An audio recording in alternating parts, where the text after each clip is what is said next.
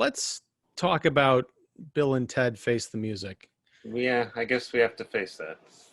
Now, we'll see if this actually comes true, because you were actually the one, when we were setting this up, said, I could do 10 minutes on this. I feel like I can, but it might be one of those episodes where I, veer off and start talking about something else. We got to talk about something, because there's not a lot here. Well, there is a lot here to get into. I think it might just be a matter of how much energy we have. I'll just, cat's out of the bag. I hated this movie. I thought it was absolutely terrible. I only laughed once, and I thought there was one cool idea, and it was only in the name of a character. Right, and I bet I know a character you're referring to. Is it Kelly? Oh, no, the robot? No, because even that, like, I had problems with the robot way before that. Let's rewind the tape here. Okay. That was good. Thank you. I want to talk about Bill and Ted Face the... No. Dude. Whoa. We got to go back in time and find Ian and David before they started talking in this episode. Before they convinced themselves to watch this movie. I had my concerns when they announced the movie, but when I saw the trailer, I'm like, I feel like this could be very bad. I have to tell you, I hated the trailers. Yeah, me too. And I think there was a lot of enthusiasm. I was talking on another podcast about that trailer with someone who was very enthusiastic about it. And I think there's a lot of that enthusiasm. If you look on, well, I don't know how many people have actually seen this, but IMDb currently has this movie at an 8.0 rating. 8 out of 10, right? Yeah. So I'm wondering if, I don't remember if they allow the thing where like you can submit a rating without having seen it, because I feel like a lot of that's just based on the trailer. Like, this movie's gonna be great. Yeah, are they rating the trailer or what? Even that. No. It's one of those movies where I see where they could have gone, and it would have been better. I see potential. I see some interest in catching up with these characters. 25 years later? Honestly, though, if you're talking about the original Bill and Ted, it's 31, because that was 89. Yeah. Yeah, I guess so. I'm not sure if they. It sounds like in the movie they were mentioning like 25 years later or something like that. Which is another indication that they didn't give a crap about what they were doing. Well, they're. I mean, they're not really stoners, really. I mean, you never even see him doing anything. So it's like you can't really say, well, they're stoners. They're not good at math. But, that's kind of prejudice towards stoners, because I'm sure some of them are good at math. Miscalculations aside, when in the trailer it was apparent that daughters were involved, I thought, oh, okay, it's gonna be mainly focusing on the daughters. It's not quite that way, but kind of is. I feel like this movie, even in the trailer, I felt like Keanu Reeves is not really there in this movie. It's like he's taking a break from John Wick. He looks really like, we're so used to seeing him bearded lately, where he looks weird with the long hair and like clean shaven face. He looks waxy. He looks like, I was watching this with my wife last night, and we both came to the conclusion he looks like if Michael Jackson had dressed up as Severus Snape, that he would look like Keanu Reeves does in this movie. And it's strange. I don't know if it's because he's heavier a little bit or what. I am used to the John Wick thing where he's very lean and kind of cut and has that stubble, but there is something where he looks, and maybe this is but intentionally because he's a guy going through a midlife crisis, he just looks really old and really uncomfortable, and it's as if he forgot how to even pretend to be a young, kind of carefree, airbrained guy. Right. And I'm thinking to myself, I'm like, what do I have a problem with the most? These kinds of characters, these kinds of actors revisiting, or the actors revisiting roles, I haven't had a problem with. But it's like certain kind of roles. I have no problem with Stallone revisiting Rambo. Right. Although I'd like a good Rambo movie if that's going to happen. I have no problem with, you know, him revisiting Rocky. I have no problem with, well, I kind of have a problem with still Schwarzenegger revisiting Terminator, but whatever. Drapery aside, I maybe it's because that those guys are kind of synonymous with those characters, or it's action and it still seems feasible despite their age, and it seems even more interesting. But I was thinking, look, I feel like Keanu Reeves has outgrown that whole dopey thing, Yes. you know, and that, whoa, dude, you know, you know, you get one line of whoa in The Matrix as kind of a nod to his past, but then it's all, you know, pretty trippy and serious and intense. And it's also in that movie, what made that whoa so great is because it totally works for the reason he says it. It's because he just found out, like, his mind has been blown, and that's the only thing he can really say. Yeah, it makes sense. But I mean, even when Bogus Journey came out, I felt it was like, can these guys do this again? Like, is it, you know? And they pulled it off, I think, but mainly because of, you know, William Sadler's death and the kookiness of it. The Bogus Journey is a bit more kooky than Excellent Adventure. Excellent Adventure is, you know, charming, kind of sweet, kind of, you know, definitely very funny and weird. Mm-hmm. A good first ride, a good, you know, intro to this, you know, trippy stoner time travel thing.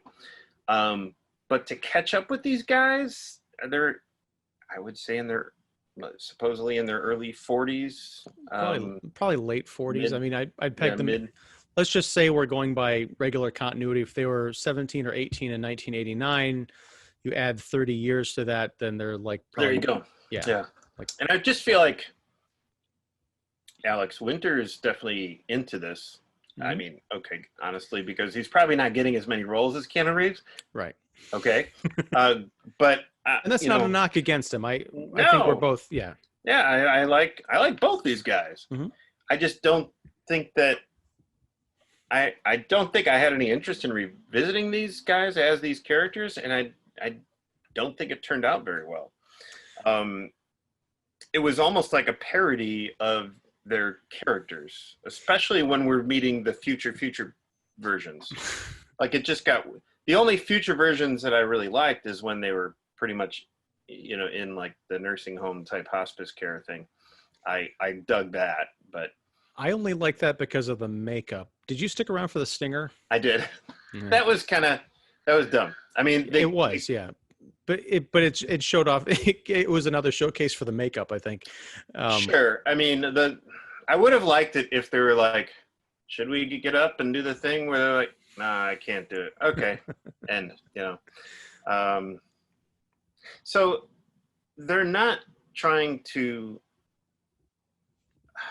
get a good grade on their history class so they can, you know, pass high school. They're not, you know, in heaven or hell or trying to get out of hell. Here, I like the concept of them being like stuck in life. Yeah. Stuck in it, you know, kind of like this midlife thing. But it's mostly because they haven't grown up in any way. They're kind of still clueless and aloof. That'll only take you so far. If they were really that clueless and aloof, they would have probably already been divorced, and their kids probably would resent them. Yeah. I have a hard time believing that they sired pretty much duplicates of, like, you know, like their kids are adorable female versions of themselves. Like, I'm sorry, but in reality, what would probably, I know I'm mentioning reality in a sci-fi comedy of time travel, but it would have been a bit more interesting to me if the whole stoner into music type of mentality skipped the generation. Yeah. You know, and just like if their kids just weren't into, and they were almost embarrassed to the fact that their fathers never did anything with them in their lives. That would have been interesting. And maybe over the course of the time, they would have realized, you know what, you know, our dads are kind of cool, you know? Yeah. Or you know, I know we're spinning off into the alternate reality as what this movie could have been, as opposed to what it is. Like I But said, but it is a very good point, because what it is a movie that is barely a movie, I think, and it just offers a lot of opportunity for the mind to wander and think about, why am I watching this? What could it have been? mm-hmm. You know, these are cartoon characters, and that's fine, because in Bill and Ted's Excellent Adventure, part of the whole charm of that movie is it's these two kids. They're not quite cartoonish. You just get the idea that they're dopey high school kids having to come up against a world that is treating them like dopey high school kids. You know, the teacher is like, look, you guys are nice and everything, but if you don't pass this exam, you're going to fail. And then the future is worried, because if they fail, then they're not going to write the song that unites the world. I hate to bring up continuity in a time like this, but it seems like at the end of all of these movies, they get to the point where, okay, they've succeeded. Now they've saved the destiny. They're going to go forward and write this song. At the end of Bogus Journey, they're like, they come back from the future to that big stage show after they defeat Denomalos, and they play the song, I guess, or they've written it, or they've come back. They're already successful. Like, and now they just hit the reset button. Now they're in danger of never writing the song. So it's just, it keeps stopping and starting, but always ending up in the exact same place. But the movies get progressively more ridiculous. I'm with you. I didn't care much for Bogus Journey, particularly because it becomes more cartoonish as it goes along. They're picking up like the space alien station with the giant butt. They go to hell, and it's just like these weird, again, I keep using the word cartoonish, but it felt like I'm watching the animated version of this show, rather than something grounded in something resembling reality that has some weird points to it. The issue that I had, one of the several ones with this film, is they do reintroduce the time travel element, because the daughters get the phone booth, and, or maybe it's the pod, I can't remember. There's so many different, there's so many different machines. Yeah, there's like the egg, there's the robot that transforms into an egg, there's the two different phone booths, one piloted by the Princess Wives, one piloted by Bill and Ted. The teenage girls go back in time and start collecting musicians to help out with their dad's band.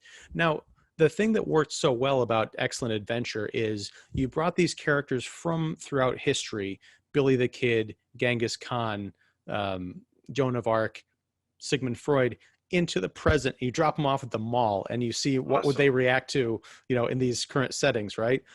But they had to kidnap these people, because they understood that someone showing up at a magical telephone box from the future, they're not going to be like, oh, let me go see what this is about. They'd be scared out of their minds or resisting. In this one, people are literally like, you know, you've got, you know, Louis Armstrong watching an iPhone being like, hey guys, check this out. What is that? Right. You've got the cave woman or whatever. She's just like, oh, let's jump right into this machine. You know, it's just so dumb. And it's and you kind of touched on it, the female centric aspect, or the female aspect of the characters in here. You know, I think we've talked about this before. In this movie, it seems exceedingly pandery, because they don't do anything with the daughter versions of Bill and Ted. They have no remarkable personalities, except that they are kind of like their dads, you know, just kind of goofy, but in speech and everything. It's in like, speech, like the one who's playing Keanu's daughter. Yeah. Right. She moves like C-3PO, you know, and she's like, you know, kind of a thing, but with no distinct, you know, personality of her own, which would. And the other thing that's weird is they've got, you know, Rufus, because George Carlin is long dead. His daughter has taken over. That's the name I was talking about. Kelly is her name. Kelly Carlin is George Carlin's actual daughter. So I feel like that's an homage to him or Kristen her. Schaal. Kristen Schaal's character. They go to the future. The big high council is like all women except for like two kind of dudes on the other end. I'm like, I get it. Okay. We're in that era where we're, you know, putting a lot more women into movies that were traditionally male centric. But my question is, why?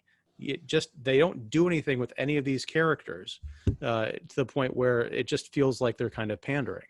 I didn't mind the fact that, you know, they only had daughters. I think that would be, again, an interesting thing. But again, I don't need carbon copies of them, just female versions. I mean, just do something. But we didn't even really get a chance to get to know them. They're music historians. They're into music. They're not musicians. So they know music very well. That's we learn that in interactions they have with the great musical icons like Jimi Hendrix and Louis Armstrong, Wolfgang Mozart, but and Kid Cudi for some reason. Don't get we'll get to that. But beyond that, it just felt like we needed them to get to A to B to A to B to C to D. You know, it's like, and again, that you're right. The whole concept of the first movie was there's so many random figures from throughout history coming together. I mean, Genghis Khan and Billy the Kid, that's awesome. Mm-hmm. That's hilarious. I mean, you know, getting into a phone booth and getting that, just like the way they were portrayed and the way they responded to things, even like some of the things, if you watch that movie, just some of the things those characters are doing in the background, it's hilarious. Yeah. You know, what? But here it's just like, maybe, I don't know, too much focus on, you know, Armageddon. If we don't have the right, you know, you have 75 minutes to come up with the best song in the world and all this stuff. And it's like, okay, we know these guys can't come up with that song. And we know that, you know, it's like, but. Well, and then the whole idea of, and again, I'm getting back into something that has been, you know, brought up in movies in the last 5 years, and internet trolls have made a big deal of it, and I'm kind of making a big deal of it now because I see that they are starting. I'm conceding some ground to them.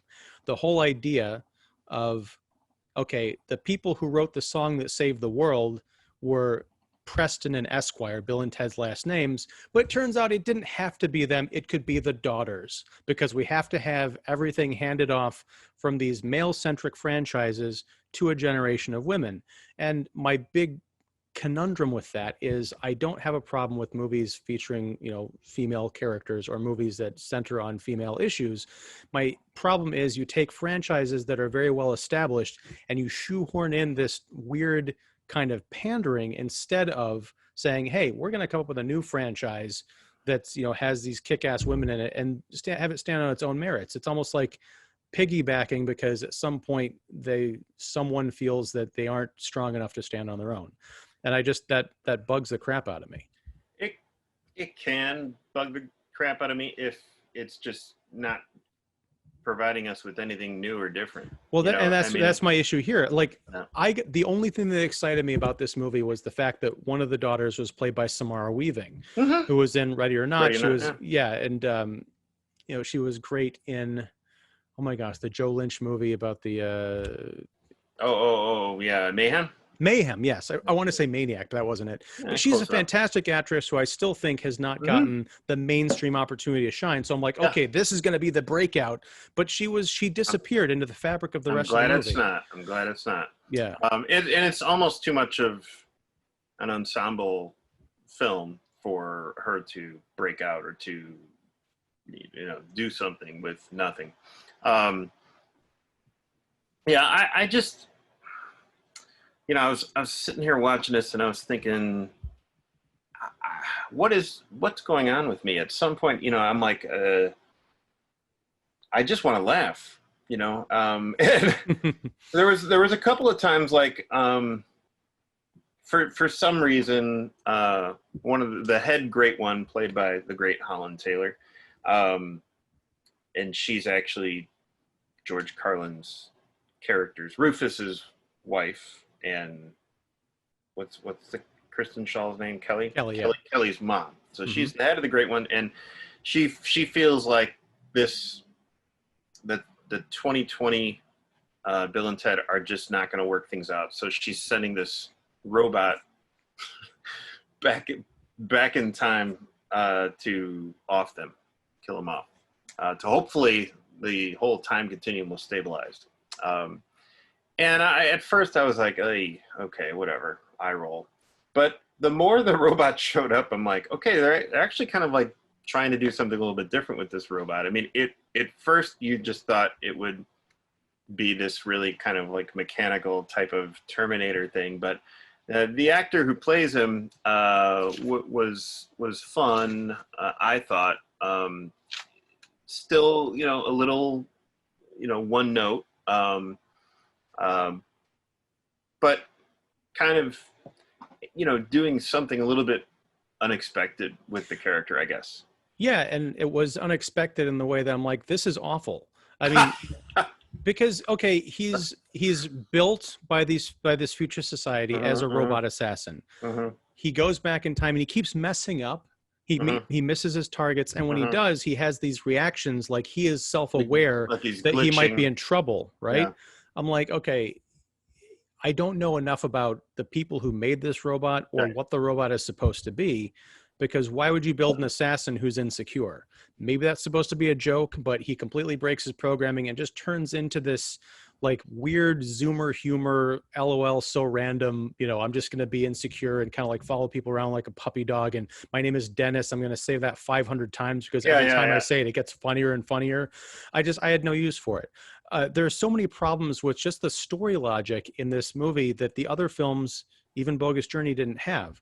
Like at the point where the robot kills everybody, they all instantly go to hell. Why are all of these people damned to hell? Is there no heaven apparatus in this? So we could reunite with William Sadler's stuff. Yeah, I get it, but Yeah. again, this is not a movie. This feels like it was a like an Indiegogo campaign where people said, hey, we want to make a Bill and Ted movie. If you give us money and we raise enough, we'll make exactly the film that's going to make, quote unquote, you happy.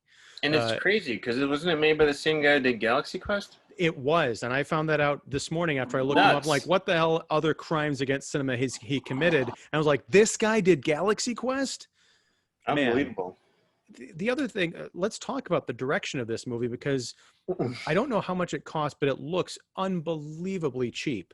From the CGI to just the staging of this, there are so many situations where Bill and Ted meet their future selves, where it's literally just they walk into one location or set, they see each other for like 5 minutes, and then they go away. So the most expensive things is, I guess, renting out the mansion for Dave Grohl's house, the prosthetic makeup and the costumes. I mean, the prison set scene. That was the one time I laughed when future Keanu showed up and he just had the word excellent tattooed across his chest. I don't know why, but that just totally got me. But yeah, you think back to Excellent Adventure when they go to medieval times and they're about to get beheaded. There's a horse chase. There's, the Western shootout. There's all of this, the mall climax. It is such a grand scale movie that I'm sure had like an eighth of the budget of this 2020 version, that I kept thinking about, if people have never seen Bill and Ted, and like younger people, and their parents tricked them into watching this and like, oh, this is kind of cute. This is kind of fine. Oh, there's other movies. I can't imagine them going back and watching the 1989 version, partially because you're going to trigger a whole lot of people with the F-bomb that they drop in that movie. And I'm not talking about the regular F word. You know what I'm talking about. Do you remember that moment? No. In Excellent Adventure? It was either Excellent. They might have done it in both Excellent Adventure and Bogus Journey. It might have been Bogus Journey because they meet the doppelganger robot versions of themselves. And I think that's right when they're about to kill them and drop them off the cliff. And they're, Bill and Ted are like scared and the robots call them the F word. Yeah. And I think there's one of those actually. It rhymes with maggot? Yes. Okay. Oh, they use the shortened version, the shortened plural, because Bill and Ted can't do anything without being plurals, as we find out in the hilarious couples therapy scene in this movie. This film doesn't feel like it was made to please anybody. I can't see the fans of the diehards of the original Bill and Ted coming back and watching this and thinking anything except they should have just hung up their hat. Like, let it go. It's fine. Yeah.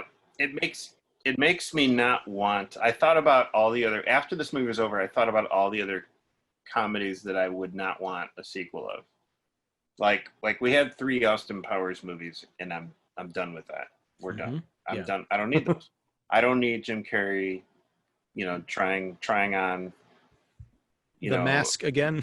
Nah, maybe, but Ace Ventura, no. I can't. Yeah. I don't want him to go back to that. There's just certain things like, no, we're done. This just did not work out, and I don't know. I'm not surprised I'm kind of glad that it's coming out during a pandemic where people are just going to be like, yeah, I'm not going to try that out. Well, I'm glad you brought that up, because this thing is coming out in theaters and on demand. As of this recording, you can go see it, anywhere. Yeah. And that's one thing that I thought to myself while watching this is I would have been really pissed off if I had paid to see this in a theater, partially because it's so flat. Nothing happens here. It completely lacks the scale, I'll dare say the drama, the stakes, and even the comedy of those original two features. I would love to pay to see Bill and Ted's Excellent Adventure in a theater again. I haven't seen it since I was 12 in a theater. Yeah. But that's a big screen experience. Even Bogus Journey, to a certain point, this thing feels like it was made, like I said, as an Indiegogo that was meant to go on demand. Like, if we raise enough money, Netflix has promised to give us a spot. I would rather see another Jay and Silent Bob movie. Did you see the latest one? I didn't see the last one. I saw Strike Back. That was a great. No, Strike Back was the one from 2001. That was like the note to go out on. The new one that they came out with it's about on par with Bill and Ted. Was that the one with Rosario Dawson and the donkey or whatever? No, that was Clerks 2.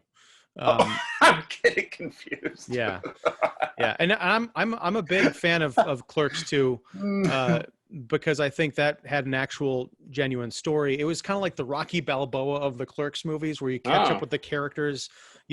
They have grown as people, but they're still stuck in the same position. It's what this movie should have been. And then you end it, and then it's done. So this is more of the Rocky 5 of the Bill and Ted movies. It's the Rocky 5000, the Airplane 2 gag. That's about where it belongs. Like a gag trailer, and that's it. I mean, there's some cute stuff in here that I think that had shown some inventiveness, like when Missy, that opens with Bill and Ted at the wedding of Missy and Deacon. That was funny. Because she's essentially gone through the entire family. I mean, that was funny because the way they were explaining it all was like, and I actually like the fact that they got the same actor who played Ted's dad as the police captain. I thought that it was cool to see him, older, reprising the same role and everything, and the fact that their song was horrible at the wedding, and then as they were packing up, he's like, look, you guys didn't time travel, it didn't happen, and come on, and of course later on it's like, I believe you. And yeah, it's nice, but again, it shows a contrast between the spirit of the original film and this one, because in the first movie, the dad cop character was the straight man in that relationship. He was like a regular movie dad dealing with a screw-up son. Like, look, you get your act together, I'm sending you to military school, right? Yeah. In the second movie, he shows up, like everything else, is a bit more of a cartoon. And in this one, it's partially because he's like this weird looking old man version of himself. He looks like an actual cartoon character, and that's not a knock on him physically. It's just, it contributes to this, that in conjunction with the screenplay. I'm like, I can't take any of this seriously. And it's a comedy. I know that sounds weird, but if I can't take anything in a comedy seriously, then I check out. The title, Face the Music, I was kind of hoping that it would be a bit of a double meaning. Because the whole idea of like facing the music means you have to, it basically means, the phrase means you have to face reality. It's time to face the music. And that would have been interesting if they would have dealt with that a little bit more. Again, I know you just said it's a comedy, yet we could still deal with some serious stuff in a straight way and make it funny. For these middle-aged guys, like I said, who never grew up, which is weird. Yeah, sure, we've seen adult children with all the Adam Sandler and Happy Madison movies, fine. But it is weird for them to not face the music of being middle-aged men who are married with basically adult children. I mean, those girls are in their 20s. There's a problem right there too. Are they supposed to be teenagers though? Like, I know the actresses are, but I couldn't get a handle on the girls because they're just in the garage all the time. Yeah, they're in the garage all the time. We don't see them having a life. Right. so they're not in high school or anything as far as we know. But I think, there's a missed opportunity to really delve into like, well, what's going, I mean, they don't live in an apartment. They live in a cul-de-sac in San Dimas in a home that seems pretty nice. So how are they doing that? How have they been making a living? How are they paying for counseling? Are their princess wives working, or what's been going on? Well, that's the thing. Like, if you're gonna, if what I was talking about earlier about the female angle of this, you do have two characters who back in 1989 were literally the princesses who had to be rescued. Yeah. And at the end of the first movie, they get to join the band, and the second movie, I think the joke was like the robots convinced the girls that they should break up with Bill and Ted, so they kind of do. Right. If you take these criminally underdeveloped characters and you make something out of them in this movie and you tie that to Bill and Ted, like maybe Facing the Music is, yeah, they realize that they're never going to make anything of the band. The wives are fed up because somehow they've made them. The reason Bill and Ted can live in these great houses is because their wives are like CEOs of companies, like these 1482 princesses have figured out how to like rule the world. And they've got these kind of loser husbands, right? And then the daughters, like resentful, like, dad, you never did anything, mom's the hero, that kind of a thing. Or you open it with a different approach, which is after the Wild Stallions broke up, which is the montage went by really quickly. So I didn't quite get like, yeah, the band broke up and it's a big tragedy. I would have expected Bill and Ted to have like some kind of rivalry, or there'd be a distance. Maybe they have to come back together to save the world. But maybe the other angle is you open with Bill and Ted after Wild Stallions breaks up. They faced the music in the sense that they just got straight jobs. They became Bob Parr after the superhero registration act from The Incredibles. And then over the course of the film, they're kind of drawn back into their love of music. And that's how you get time travel and stuff. Maybe the universe unravels. We're never really given an explanation, except for one of those like really weird time loop things where everything falls apart. But then the events that set everything in motion happen like a half hour later. So you're just left wondering, why is any of this happening? And then you get that lazy line of like Rufus's watch or whatever is like inscribed with, don't try and make sense of everything. Things aren't meant to make sense until the very end. I'm like, well, thank you, movie. Yeah, this thank you, movie. But, have them really have to come back and make a stand and figure things out. Maybe the world comes undone because they gave up on their dreams. I think that would have been a more powerful message. Yeah. I mean, that would have been cool, because how often does that happen to middle-aged people? You give up on your dreams, or life turns a certain way and it veers towards something else, and you deal with it and you move on and you make the most of it. We saw that in the new Star Wars trilogy, which is a lot of the elements of that movie, those movies that I liked. Everybody complained about the way Luke turned out. I thought it was good. I liked it. Everybody complained about Han and Leia, this and that. Look, things don't always turn out the way we would like. And I think that these guys are clueless enough that they should, I don't know. It's just, I would imagine that if Bill and Ted were to continue down the road from, say, Excellent Adventure and Bogus Journey, they probably would have been dead, OD'd or something.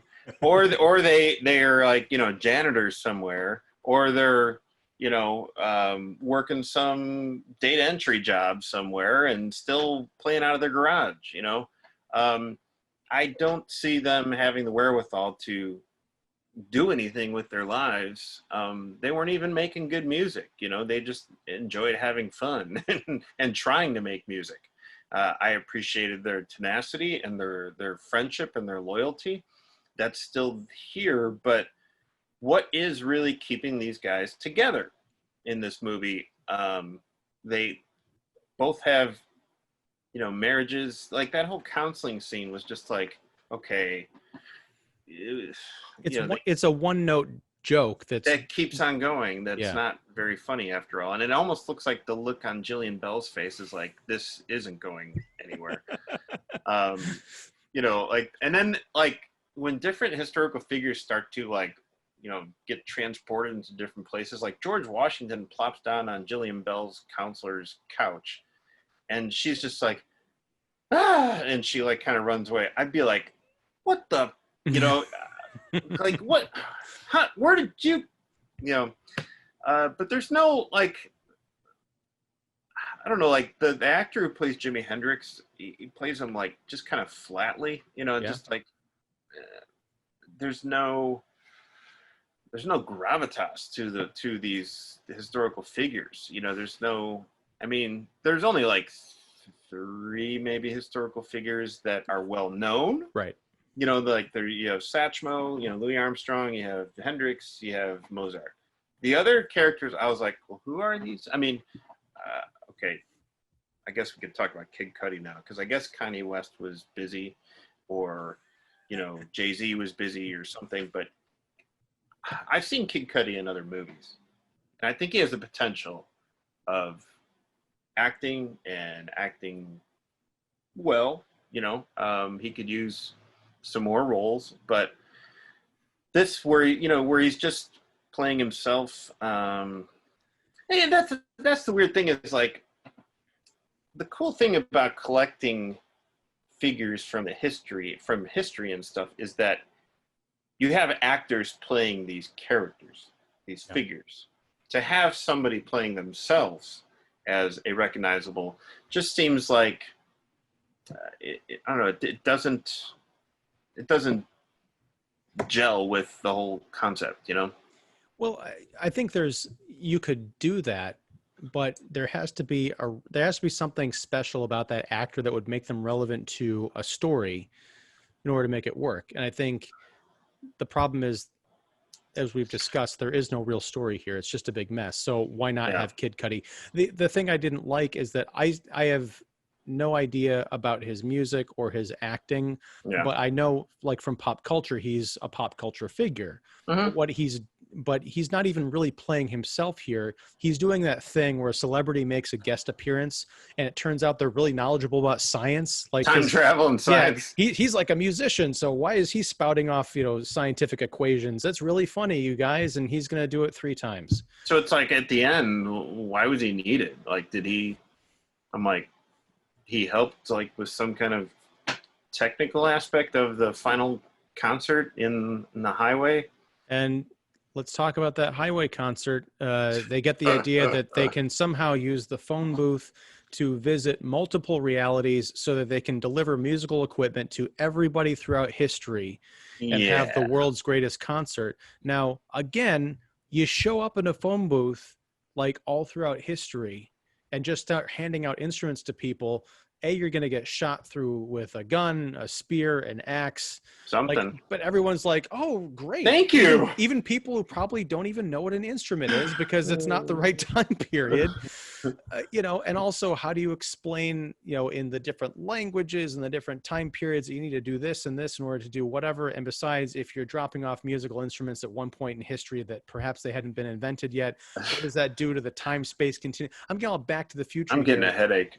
But this movie is not nearly as smart as the feature film that spawned it, and that's what's really disappointing. I don't go to Bill and Ted for the jokes. I go to it for the brains and the heart, and they're lacking in this one. Yeah.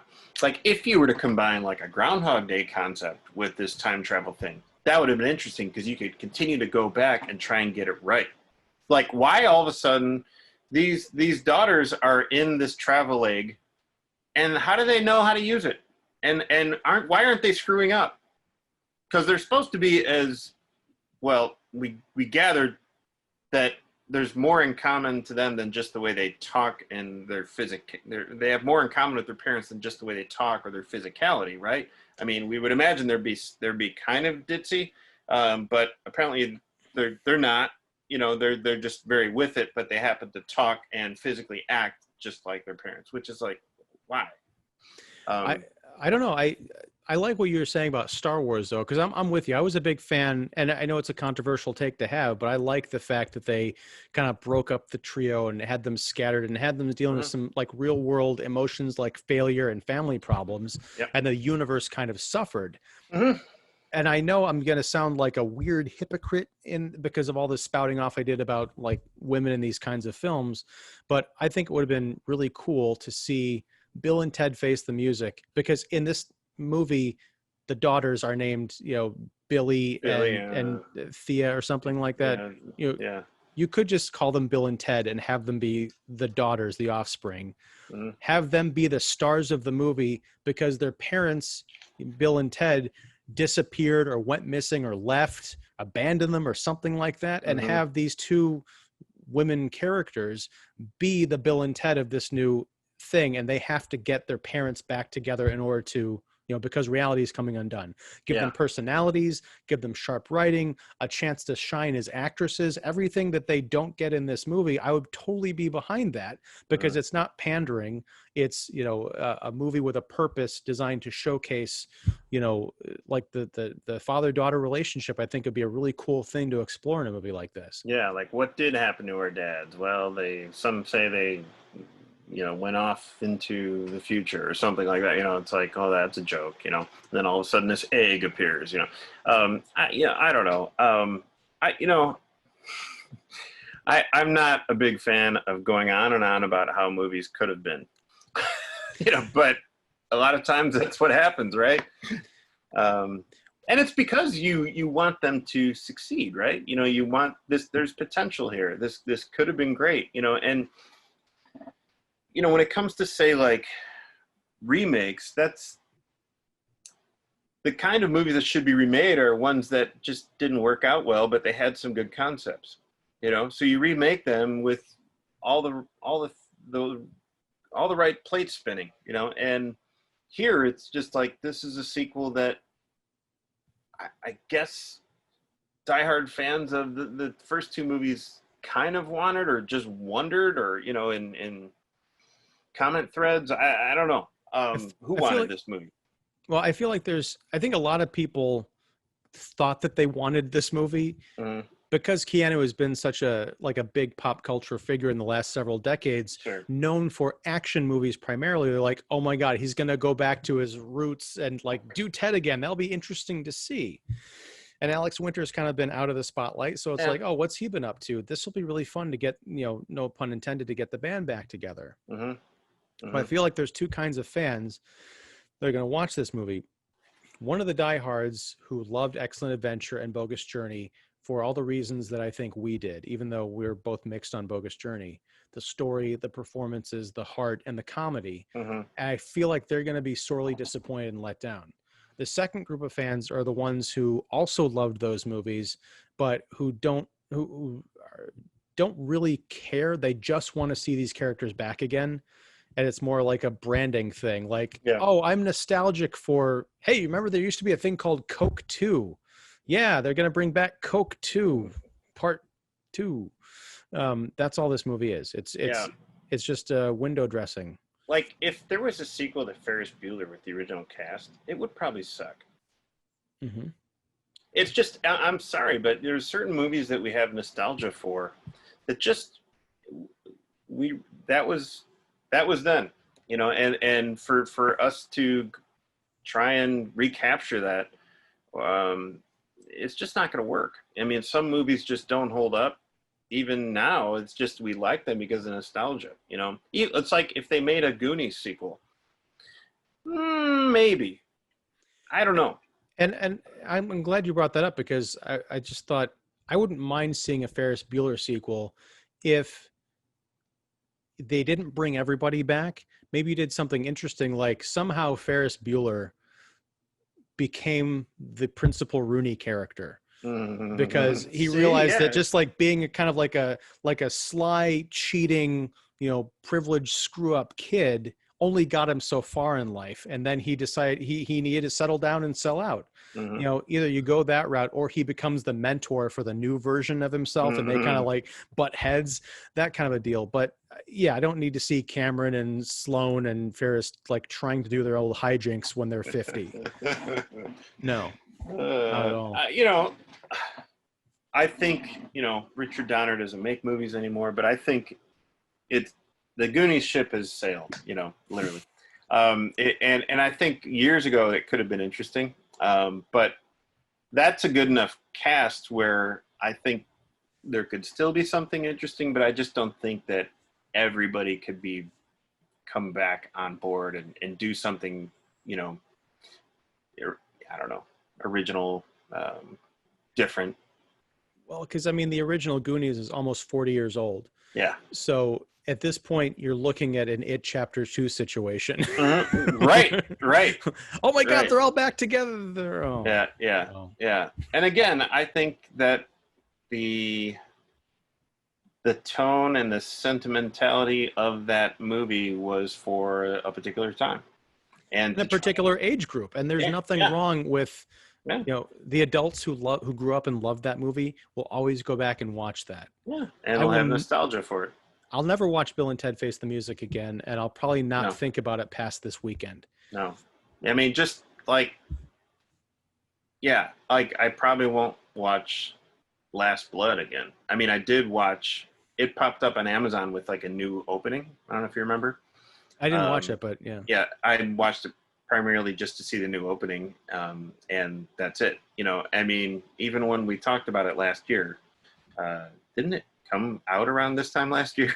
I think it was September. Maybe. Yeah. It seems like it was 7 years ago, honestly. It does. It does. But it's like, again, I'm, I don't think that I would revisit that, and I didn't think I'd revisit that, and I definitely won't be revisiting this. I'm just, there's just not, I've heard somebody call this movie like likable. Okay. Is that enough? I mean, I just, that's not, I'm sorry, that's not sufficient enough for me. Well, it's also extremely subjective because I don't think there's anything likable about this movie. I think there's something likable about the concept of doing this movie, but in terms of actually watching it, no, not at all. Yeah, there are a few scenes that are likable, like you mentioned that outdoor wedding scene. I found some of the things with the robot to be funny. You didn't. Some of the William Sandler stuff, it's fun to see him play that character again. And it made me want more character moment interactions of just them being characters, and not just like going from set to set and, oh, we got to go here to get this and then do that. And, shoot, different, times and dates. I like the idea of that Death is hanging out in hell and all he really wanted to do is play some awesome bass with the band, I did think that was fun. That was cute. I think that was I laughed at the excellent tattoo. I think I chuckled at Death when it came out that he was essentially the reason like the band broke up because he wanted to do these 40-minute solos and he tried to steal the name of the band. Right. I mean, there's something kind of, unexpectedly sweet and endearing about that one scene where, they continue to knock on his door to get him to help them. And there's just that one scene where we see him in his man cave, this whole sound system. He's got his headphones on. He's just tinkering away on his bass, sitting down, and we just see him from the back. And that's like, all right, this is an unexpectedly kind of sweet personal scene. And just the way Sadler commits to it, it's fun. It's funny. But there's also the moment, I think was when they first encounter him, they remark that he's playing hopscotch by himself and he's cheating. Death is cheating. I want to see the Bill and Ted Wild Stallions breakup movie, like the whole drama they're discussing with Death and breaking up the band. Like I want to see that. Like I would watch a fake mockumentary about the rise and fall of Wild Stallions with no time travel or hell or anything. Well, it's funny. As I was running today, I thought about our conversation that we would have about this, and I thought, it's almost as if it would have been funnier to have like a Spinal Tap type mockumentary about how they tried to make a third movie, and it just didn't work out. You have like William Sadler, like, I thought that my scenes were great and everything, but I just saw a final cut of the movie, and it's just not. It's not what I thought. It's not what I signed up. You can even call that movie Bill and Ted Face the Music because at the end they discover that there's just nothing there. They scrap it at the 0 hour because like this all sucks. Yeah. Oh, what could have been? Yeah. Yeah. It's a weird kind of nothing movie. Yeah.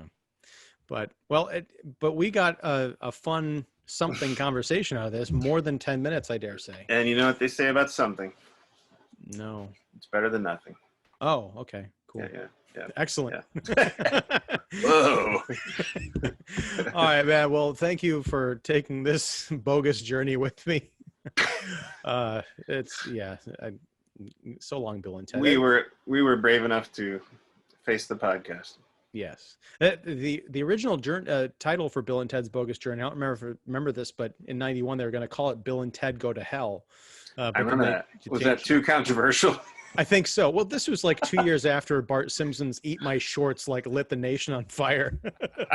What a world we live in now. Yeah, where everything else is on fire.